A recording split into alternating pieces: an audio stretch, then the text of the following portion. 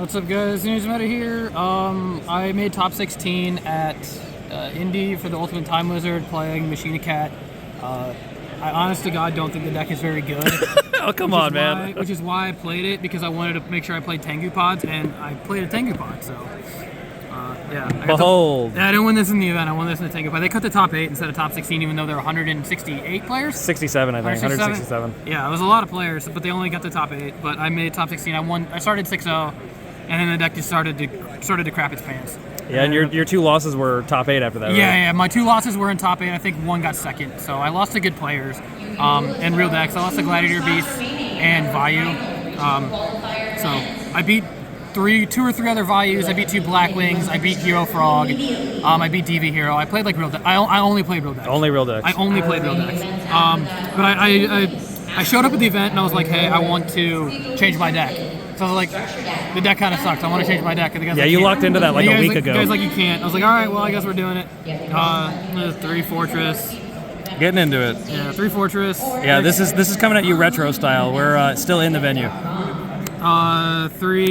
Gearframe and 2 Force. Not 3? Do you think not 3 was correct? I played 3 in an older list that wasn't on like the Cat engine, and if you just like draw multiples of this without anything else, it's like so frustrating. So I guess Avarice makes it irrelevant, kind of. Yeah. The extra machines are Cyber Dragon and Card Trooper. So that's what, 10 machines? Yeah. 3, 3, 2, yeah. 8, 10. So 10 machines. So 25% of the deck is machines, which is fine. This deck absolutely sucks going second. It is like dog water going second. If you lose the die roll, you can win game 2. If you lose game 1, lose the die roll pretty handedly. And then game 3, your sideboard is so good like that. That's what that's how you win essentially. Is like if you lose the die roll, you essentially just punt in game 1 because you have a bunch of going first cards. And then game 2, you typically steamroll. And then game 3, you like have like an insane sideboard that like wins you the games. But I wanted something going second to like keep my like win rate slightly up. Trooper's good. I lost round 7 to GB's. Game 1 and 3, he opened Dust Shoot.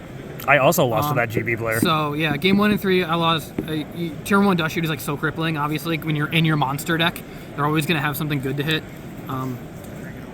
So yeah, 10 machines. But Card Trooper is good. It feels Avarice. So does this. That's like the main reason like you play the Cat part. Is this is like an Avarice deck. It's not like any of the other things. So it's like this feels Avarice along with these guys. These guys are good on their own. Like honestly, like you play Brain and Mind Con, so they're good to like do stuff. Urbellum is pretty good.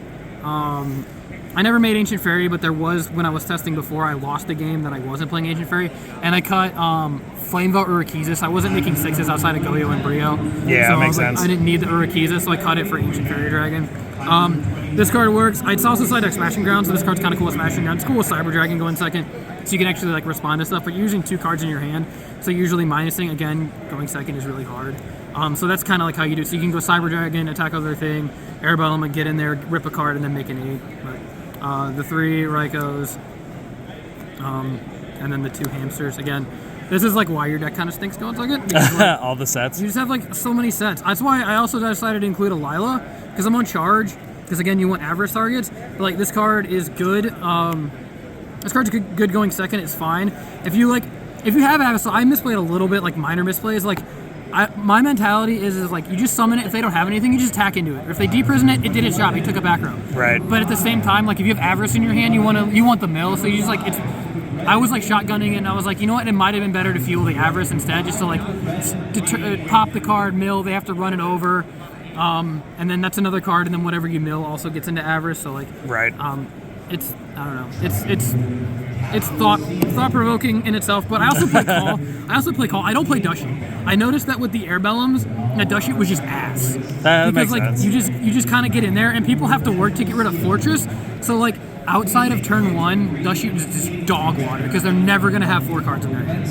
And if they do, you're just going to like Airbellum them out anyway. So it's like 2 Caius, you have Hamsters. Yeah, Hamster Ryko. So yeah, HRC baby. Hamster Ryko Caius. HRC format. Plague. I actually never stacked for this ever.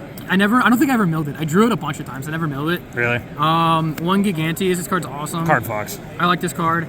I milled heavy. I activated heavy 1 time, and it was for 1. I never drew it outside of that. I played against a fair amount of trap decks. Like I only played 1 non-trap deck. It was Hero Frog, and every other deck was playing like a robust trap lineup, and I drew heavy one time, but I milled it. So my opponent set like a bunch of cards, and he had an arm wing, and I special this, and he had to bottomless it, so that I could. Otherwise, I was just gonna ram it and clear his back row. He's like, "Oh, what is this?" So this takes people by surprise. They're like super surprised by it. Plague was cool because it makes Gottoms, and that's funny. Gottoms is funny. I did win game 2 against GBs because I got to go first. But he had Herc or whatever. He double war charioted me, and then I dropped Gorz on the Herc. Oh. I was like, show me the third one, man, and he didn't have it. And then so I was able to. So I had a Gorz and a 3,000 token, and he had to Murmello for it. Okay, yeah. To pop the 3K token, and so I had. So we had Herc Murmello, and I had just Gorz, and I pitched Force for Fortress, summoned this, and then made Gottoms attacked over, and then Gorz attacked over, and that was the way I was able to win the game. Because if you have big guys, they just can't do anything. He had one card in hand at that point. I was like, do I yeet this? Yeah. Do I yeet it? And I was like, no, I don't think I do. And I ended up not doing it, and that was the correct play. I play one Warrior Lady because again, I wanted something I could summon going second into like Hamster or Ryko that's not like Sangan, because I think Sangan's kind of ass. It doesn't search nearly enough in this deck. Like I don't want to search Hamster and Satin. That's just not proactive enough. I don't know.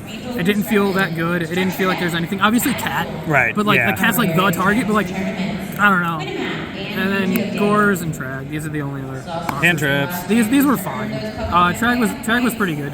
I guess your hand size is probably big enough on average. It depends. Trag. So like if you draw Gearframe, you win. If you don't draw Gearframe, you lose. yeah. Them's the rocks. Yeah. Yeah, that's just kind of how it works. Like you just want to draw Gearframe, and sometimes you just like don't draw Gearframe, and then you're just like, all right, cool, I lose again. Like I lost game 1 to Deaver here in like 3 minutes because like I think I lost the die roll, and I was like setting stuff, and he was just like, cool Caius, cool Ryko, and he was just like killing all my stuff or whatever, and I was like, I already wing blasted one of them, and I was like, whatever, I can't do anything. Charge. This card, yeah. You have an extra target, but it does kind of suck because like I do board this out sometimes because it takes away a cat target. Oh yeah, I can see that. And I have had times where I've had to Avarice just to play this. Like I drew it, and I was like, everything is. My Lyla was banished from bottomless, and all 3 Rykos were in my grave, and I was like, all right, I'm messing with Avarice just so I can. And I put literally 1 Ryko back, and I activated Charge just so I could like search. I was like, literally just to get more things. Cause I had 2 Avarices because this deck is on triple Pot of Avarice. Good card. Like this is like the. It says draw cards. This card says draw cards, so it's like this is kind of the thing where you leave that fortress in your graveyard and you just keep Gearframing and forcing over and over and over again, and like that's just kind of like how you win.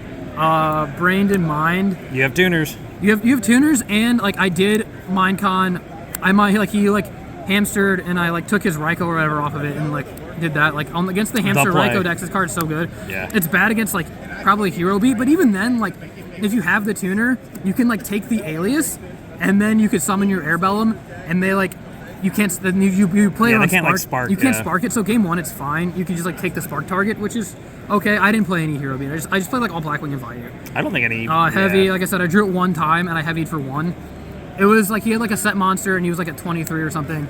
And I went. It's a really cool looking. I let it go. I go, yeah. Mindcon or heavy. Your 1 background Mindcon attack with Fortress for game, and that was like the only play. And then MST.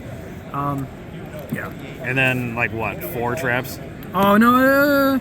So Call, TT, Mirror Force, and these, because these are good. Decree's good. How many games did Decree win you? Like 1. I only drew it like 1 time. Oh well. This card How many games should it have won you? It should have won me a whole lot of games, but I never saw it against like the trap decks. I think I saw both against one where he had to stand by face pop it because he had the bottomless. Yeah. And then I think I just set and I set the other one.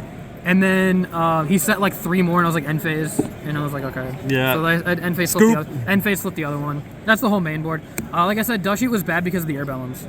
I get it. Flip through that extra cover. Dark Steelix deserves it. Arm. Right? Obligatory. I never made Arm. I mean, you mostly make 5s and 6s, and then the Gottoms.